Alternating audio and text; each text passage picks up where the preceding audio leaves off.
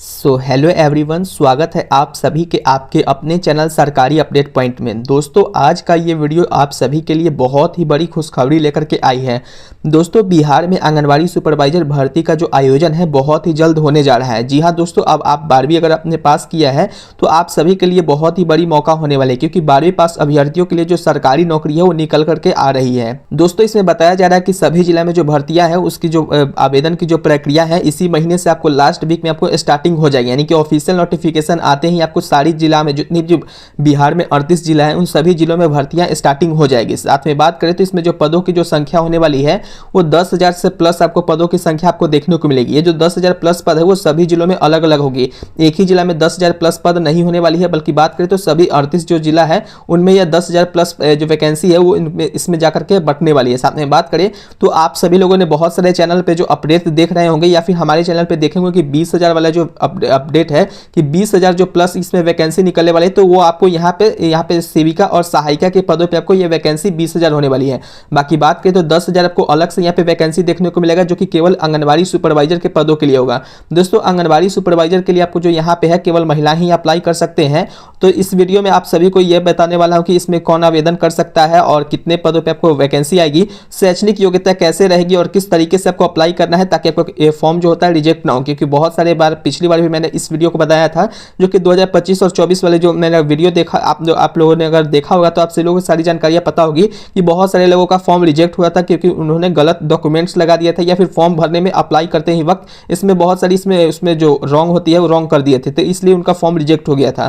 तो इसलिए आप सभी लोगों को आवेदन कब से स्टार्टिंग हुआ ये भी आप आज की इस वीडियो में डिस्कस करने वाला हूँ, और चयन की प्रक्रिया किस तरीके से होती है, क्या इसमें एग्जाम होगी या फिर नहीं होगी, इसके लिए भी बहुत सारे मिटेंगे। क्योंकि आप सभी के लिए इसमें चयन की जो प्रक्रिया होती है इसमें बहुत ही बड़ा बदलाव करने की इस बार तैयारी की जा रही है। क्या तैयारी की जा रही है? क्योंकि इसमें एग्जामिनेशन जो होती है, जैसे कि आप सभी लोगों को पता होगा कि इसमें एग्जामिनेशन तो पहले नहीं होता था, लेकिन इस बार से हो सकता है कि एग्जामिनेशन आंगनवाड़ी सुपरवाइजर बनने के लिए जो एग्जामिनेशन है वो गवर्नमेंट के द्वारा कंडक्ट करवाया जाए। क्योंकि जो यहाँ पे अभी झारखंड में जो अभी हो रहा है, तो वहाँ पे झारखंड में आंगनवाड़ी सुपरवाइजर के लिए जो यहाँ पे जो भर्ती होती थी पहले वहाँ पे भी एग्जामिनेशन नहीं होती थी, लेकिन इस बार क्या किया जा रहा है कि इस बार जो भी यहाँ पे वैकेंसी आएगी तो उनके लिए JSSC एग्जाम कंडक्ट करवाएगी। जी हाँ दोस्तों, JSSC एग्जाम कंडक्ट करवाएगी, जो कि आपको पिछली बार का जो नोटिफिकेशन था उसमें आपको इस जो यहाँ पे अभी न्यूज़पेपर के माध्यम से जो अखबार में जो आया है उसमें बताया गया कि JSSC के माध्यम से जो है आंगनवाड़ी सुपरवाइजर की भर्ती यहाँ पे कंडक्ट करवाने वाली है झारखंड में। तो हो सकता है कि बिहार में भी इसमें बहुत ही बड़ा बदलाव किया जाए और आपको यहाँ पे आंगनवाड़ी सुपरवाइजर के लिए यहाँ पे एग्जामिनेशन भी कंडक्ट करवाई जाएगी।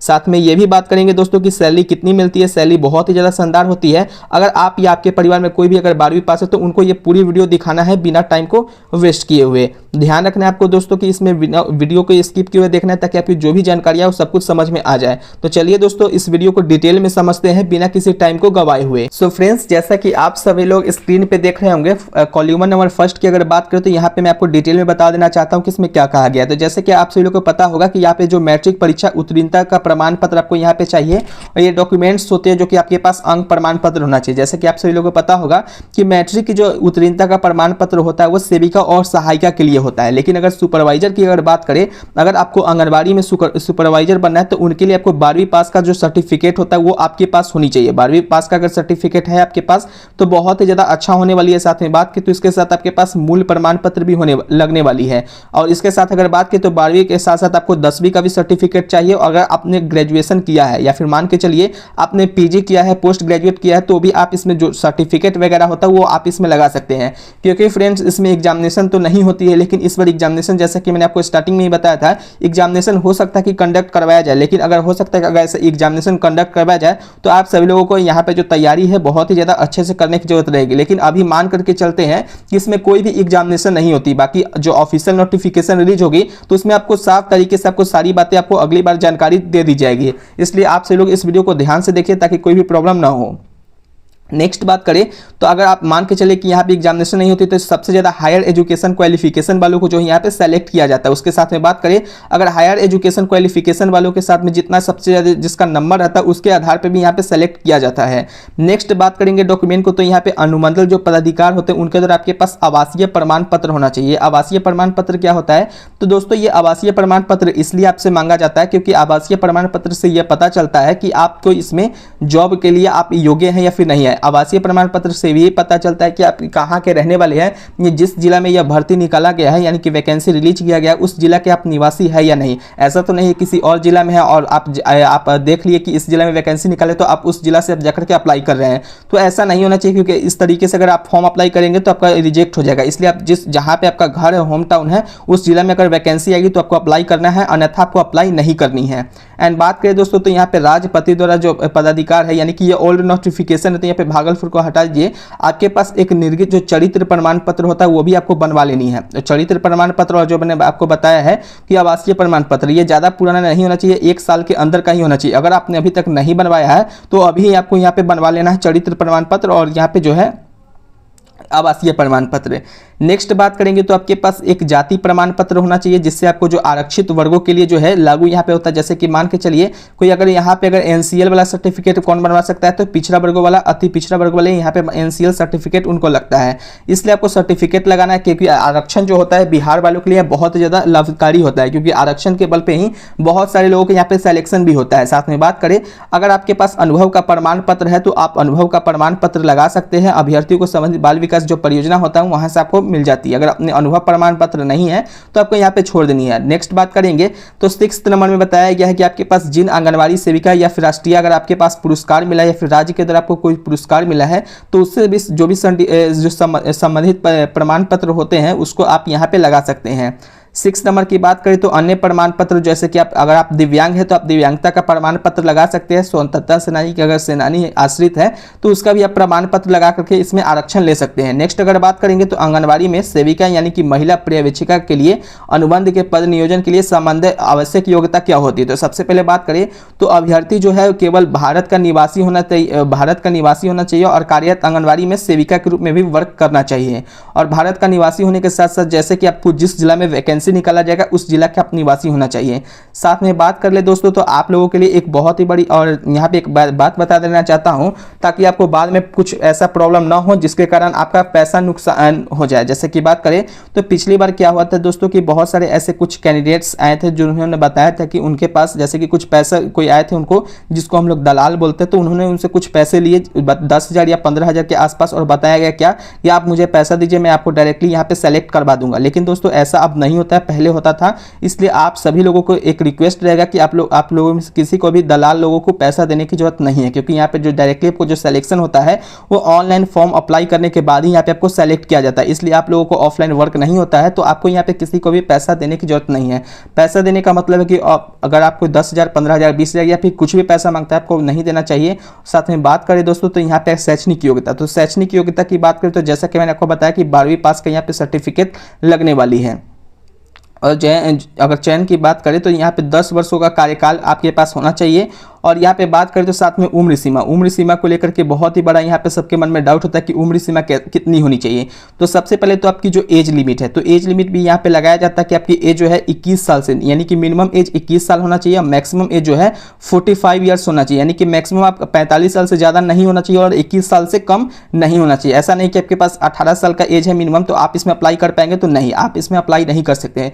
जब तक आपकी एज 21 साल नहीं होती तब तक आप इसमें अप्लाई नहीं कर पाएंगे। और मैक्सिमम आपको 45 साल रहता है और इसमें अधिकतम उम्र सीमा की भी छूट दी जाती है, यानी कि 11 वर्षों का आपको छूट दिया जाता है केवल SC एंड ST कैंडिडेट के लिए। किसके लिए? तो SC और ST कैंडिडेट के लिए। साथ में बात करें तो जो दिव्यांग कैटेगरी वाले हैं तो उनको लिए यहाँ पे 11 साल का एज रिलैक्सेशन दी जाती है। साथ में बात करें दोस्तों तो यहाँ पे जो है मैट्रिक का जो परीक्षा होती है उसमें प्राप्त अंकों का जो प्रतिशत निकालते समय यहाँ पे एक्स्ट्रा विषयों के अंकों को यहाँ पे नहीं जोड़ा जाता है, यानी कि 12 का जो सब्जेक्ट जैसे कि आपको मान के चलिए अगर आपने पढ़ा है फिजिक्स, केमिस्ट्री, बायोलॉजी, अगर मैथ एक्स्ट्रा में तो मैथ का यहाँ पे मार्क्स नहीं जुड़ेगा। बाकी सभी को लिए यहाँ पे जो है अगर मान के चलिए कि किसी के पास उच्चतर परीक्षा जैसे कि इंटरमीडिएट का, स्नातक का, स्नातकोत्तर का जो होता है उनमें अगर किसी को यहाँ पे सबसे ज़्यादा अगर अंक मिले तो उनको यहाँ पे सेलेक्ट किया जाएगा, इसमें आपको कोई डाउट नहीं होनी चाहिए।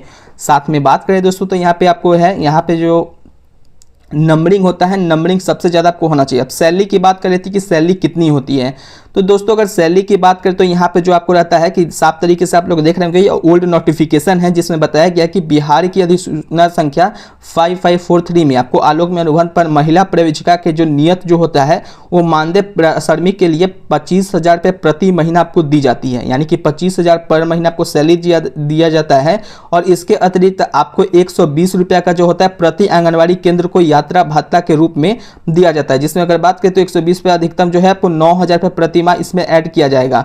और साथ में बात करते हैं तो अंतिम रूप से चयनित अभ्यर्थी को जो सिविल सर्जन द्वारा निर्गत स्वास्थ्य प्रमाण पत्र भी देना पड़ेगा कि उनका जो स्वास्थ्य वो अच्छा है या फिर नहीं है, या फिर हो सकता है कि कुछ और भी प्रॉब्लम हो तो उनके लिए यहाँ पे प्रॉब्लम हो जाती है। साथ में बात कर लेते हैं दोस्तों कि इसमें डॉक्यूमेंट्स कौन कौन लगते हैं। तो डॉक्यूमेंट्स के लिए मैंने आपको जैसा कि ऊपर बताया था उसके आधार पे आपको उस डॉक्यूमेंट्स अगर आपके पास नहीं है तो आप डॉक्यूमेंट्स को अप्लाई करवा सकते हैं। अप्लाई करवाने के लिए आपको डायरेक्टली आप चाहे तो आप हमसे भी डॉक्यूमेंट्स बनवा सकते हैं। जैसे कि कौन कौन से डॉक्यूमेंट्स होते हैं एक बार फिर से रिपीट कर देता हूँ। जैसे कि सबसे पहले नंबर डॉक्यूमेंट की बात करें तो सबसे फर्स्ट नंबर डॉक्यूमेंट आपके पास होना चाहिए जाति प्रमाण पत्र। अगर आपके पास जाति प्रमाण पत्र नहीं है तो आप अभी से ही बनवा लें, क्योंकि जैसे ही आपको डॉक्यूमेंट्स ये सब आते हैं तो उस टाइम पे 1 महीने के अंदर में ही आपको ये सब बनता है, क्योंकि ज़्यादा टाइमिंग हो जाएगा। क्योंकि जैसे ही ऑफिशियल नोटिफिकेशन आती है तो उस टाइम पे क्या होता है कि बहुत सारे लोग यहाँ पे चिंतित हो जाते हैं कि कैसे मेरा डॉक्यूमेंट्स बनेगा। उस टाइम पे उतना डॉक्यूमेंट भी नहीं बन पाता और उसका आप जैसे कि आपके जिला में आता है उसके बाद भी आप अप्लाई नहीं कर पाते हैं। नेक्स्ट बात करेंगे तो नेक्स्ट जो आपके पास डॉक्यूमेंट होना चाहिए वो आपके पास आवासीय प्रमाण पत्र होनी चाहिए। कौन सा? तो आवासीय प्रमाण पत्र आपके पास होनी चाहिए। अब ये आवासीय प्रमाण पत्र आपके पास होना चाहिए जो कि 1 साल के अंदर का, अगर अपने पास है तो भी आपको यहाँ पे क्या करना है कि आपको एक बार चेक कर लेना है कि 1 साल के अंदर का ही होना चाहिए, 1 साल से ऊपर का नहीं होना चाहिए। थर्ड नंबर डॉक्यूमेंट की बात करेंगे दोस्तों तो थर्ड नंबर डॉक्यूमेंट होता है आपके पास इनकम सर्टिफिकेट, यानी कि आय प्रमाण पत्र आपके पास होना चाहिए। अगर आपके पास आय प्रमाण पत्र है तो ये आय प्रमाण पत्र आपके पास नहीं है तो आप यहाँ पे बनवा लेंगे। और साथ में बात करें तो आय प्रमाण पत्र में आपको ज़्यादा यहाँ पे सैलरी यहाँ पे जो होता है आपके वार्षिक जो आय होती है ज़्यादा नहीं होनी चाहिए। वार्षिक आय की बात करें तो कितनी वार्षिक है तो लगभग आपको 1,20,000 से लेकर के 1.5 लाख के बीच में ही होना चाहिए, इससे ज़्यादा आपके पास नहीं होना चाहिए, नहीं तो आपका फॉर्म रिजेक्ट भी हो सकता है। नेक्स्ट बात करें डॉक्यूमेंट की तो नेक्स्ट आपको आता है पासपोर्ट साइज फोटो। अब बात कर लेते हैं दोस्तों कि मैंने जो भी आपको डॉक्यूमेंट्स बताए हैं वो उसको बनवाने के लिए अगर आपके पास नहीं है तो आप कैसे बनवा सकते हैं। तो सिंपली आपको बनवाने के लिए हमसे डायरेक्टली कांटेक्ट कीजिए। मात्र आपको 100 रुपया में आपको ये जितने भी डॉक्यूमेंट्स जो आपको बनवा करके दिए जाएंगे। जैसे कि बात करें तो सिंपली आपको डायरेक्टली हमसे व्हाट्सएप पे कांटेक्ट कर लेनी है। कैसे करना है तो 7761046831 इस व्हाट्सअप नंबर पे आप डायरेक्टली जाकर के जो भी आपको यहाँ पे फॉर्म अप्लाई करवाना है, जैसे जाति प्रमाण पत्र है, निवासीय प्रमाण पत्र है, आवासीय प्रमाण पत्र है, तो डायरेक्टली आप हमसे जाकर के इस पे कांटेक्ट करके हाई लिख करके भेजिएगा। उसके बाद बताइए कि हमको ये डॉक्यूमेंट्स बनवाना है आंगनबाड़ी सुपरवाइजर के लिए, तो मैं समझ जाऊँगा। और इस वीडियो का लिंक भी भेजना है ताकि मुझे पता चल सके कि आप लोगों ने इस वीडियो से आपने आए हैं। और साथ में बात करते आपको बताना है, उससे पहले आपको बता देना चाहता हूँ कि जैसे ही आप यहाँ पे आते हैं तो सबसे पहले आपको पेमेंट करना पड़ेगा। पेमेंट करने के बाद ही आपको जो है यहाँ पे आपको फॉर्म अप्लाई किया जाएगा। उसके बाद आप निश्चिंत रहेंगे, आपका जितना भी वर्क होगा पूरी अच्छी तरीके से ये वर्क करके दिया जाएगा। अगर साथ में बात करें तो यहाँ पे कोई भी आपको गड़बड़ी यहाँ पे देखने को नहीं मिलेगी। नेक्स्ट अगर बात करें दोस्तों तो नेक्स्ट यहाँ पे क्या होती है कि अगर आपके पास ये सारे डॉक्यूमेंट्स अभी तक नहीं बनवाए हैं तो सबसे पहले तो आपको डॉक्यूमेंट्स बनवा लेनी है। और नहीं बनवाए हैं तो आपको क्या करना है कि अगर आपके पास है फिर भी आपको चेक एक बार जरूर से कर लेना कि 1 साल से ज़्यादा पुराना नहीं होना चाहिए, क्योंकि 1 साल से ज़्यादा पुराना होगा तो आपका फॉर्म रिजेक्ट हो जाएगा। उसके बाद बात करें तो आपके पास एक पासपोर्ट साइज फोटो होना चाहिए, जिसमें बात करें तो कलर है आपको जो पीछे का रहता है वो अलग होनी चाहिए। आपको जो फ्रेम है उसमें अच्छा से आपको होनी चाहिए। उसके बाद बात करें तो आपके पास एक चालू मोबाइल नंबर और वैधता वाला चाहिए, जिसमें आपको जो भी नोटिफिकेशन या फिर मैसेज आता है आंगनबाड़ी के द्वारा वो आपको यहाँ पे पता चल सके। उसके बाद बात करें तो आपके पास एक ईमेल आईडी भी होना चाहिए। ईमेल आईडी अगर आपके पास नहीं है तो बनवा लेंगे, ऐसे तो सभी के पास बड़ा वाला मोबाइल होता है तो उसमें ईमेल आईडी होता ही है। अब बात कर लेते हैं दोस्तों कि इसमें सिलेक्शन प्रोसेस के लिए क्या एग्जामिनेशन कंडक्ट करवाई जाएगी या फिर नहीं करवाई जाएगी। तो देखिए दोस्तों, इसका जो यहाँ पे जो मुद्दा ये है कि यहाँ पे JSSC के द्वारा, जैसे कि झारखंड में आप लोगों को पता होगा कि JSSC के द्वारा यहाँ पे आंगनबाड़ी सुपरवाइजर के लिए यहाँ पे एग्जामिनेशन अब इस बार से कंडक्ट करवाई जा रही है। पिछले बार उससे नहीं करवाई जा रही थी, इसलिए आपको यहाँ पे भी ध्यान रखना है कि बिहार में जैसे ही आपको आता है तो हो सकता है कि BSSC के द्वारा, ये मैं आपको फिर से बता देना चाहता हूँ, हो सकता है कि BSSC के द्वारा आपको जो है आंगनबाड़ी सुपरवाइजर का या फिर सेविका या फिर सहायिका का जो फॉर्म होता है यहाँ पे एग्जामिनेशन के द्वारा कंडक्ट करवाने जाने लगे। और अगर नहीं होता तो आपको अच्छी बात है कि नहीं होता है तो आपको डायरेक्टली जो बिहार की जो महिलाएं हैं उनके लिए यहाँ पे बहुत ही बड़ा मौका होगा, क्योंकि बिहार की महिलाएं जो यहाँ पे होती ज़्यादा पढ़ाई नहीं कर पाते किसी फैमिली प्रॉब्लम से, या फिर हो सकता है कि उनके पास बहुत सारे ऐसे प्रॉब्लम होते हैं जिनके कारण आगे की पढ़ाई नहीं कर पाते हैं, या फिर उनके पास उतना जो होता है एक्सपीरियंस वगैरह नहीं होता, जैसे कि कितना पढ़ाई करना चाहिए क्या रहता है, तो उन सब के लिए एग्जामिनेशन कंडक्ट करवाने के बाद जो होता है उनके लिए बहुत ही ज़्यादा प्रॉब्लम हो जाती है। अगर नहीं होता तो बहुत ही बड़ी अच्छी बात होती है, क्योंकि अगर हो सकता है कि अगर एग्जाम हो तो आप सभी लोगों को पहले से ही आपको प्रिपेयर रहना पड़ेगा। जी हाँ, आपको पहले से ही प्रिपेयर रहना पड़ेगा। तो दोस्तों ये थी पूरी जानकारी बिहार आंगनबाड़ी सुपरवाइजर भर्ती के बारे में। अगर आपको वीडियो पसंद आया हो तो जानकारी उपयोगी लगी हो तो वीडियो को सबसे पहले लाइक जरूर कर दीजिए, और ऐसे ही हर दिन एक सरकारी नौकरी की जो भी अपडेट्स आती है या फिर आंगनबाड़ी सुपरवाइजर की जैसे ही आपके जिला में वैकेंसी आएगी तो सबसे पहले आपको इसमें जो है आपको जानकारी इस चैनल के माध्यम से आपको जानकारी मिल जाएगी। इसके लिए आपको क्या करना है कि सिंपली आपको सरकारी अपडेट पॉइंट चैनल को, यानी कि जिस चैनल पे आप देख रहे हैं, तो आपको अपने चैनल को सब्सक्राइब करके बेल आइकन को प्रेस कर लेना है, ताकि जो भी भविष्य में जानकारी है तो सबसे पहले आपको जानकारी मिल सके और बिना इधर उधर भटके हुए। तो दोस्तों वीडियो को अपने दोस्तों या फिर हो सकता है कि आपके बहन हो या फिर कोई परिवार में हो तो उनके साथ शेयर कर देनी है, और शेयर करने के बाद आप उनको बताना है कि आंगनबाड़ी सुपरवाइजर की जो भर्ती है इस महीने में आने वाली है, ताकि ज़्यादा से ज़्यादा लोगों तक यह जानकारी पहुंच सके। और नीचे में कमेंट करके बताइएगा दोस्तों कि आप इस भर्ती के लिए आवेदन करने वाले हैं या फिर नहीं करने वाले हैं। और ये भी आपको कमेंट करना है कि आप बिहार के किस जिले से इस वीडियो को देख रहे हैं और किस राज्य से आप इस वीडियो को देख रहे हैं, नीचे कमेंट करके बताइएगा। और मिलता हूं दोस्तों मैं मिलता हूं आपसे अगली नई अपडेट के साथ। तब तक के लिए धन्यवाद। जय हिंद, जय बिहार।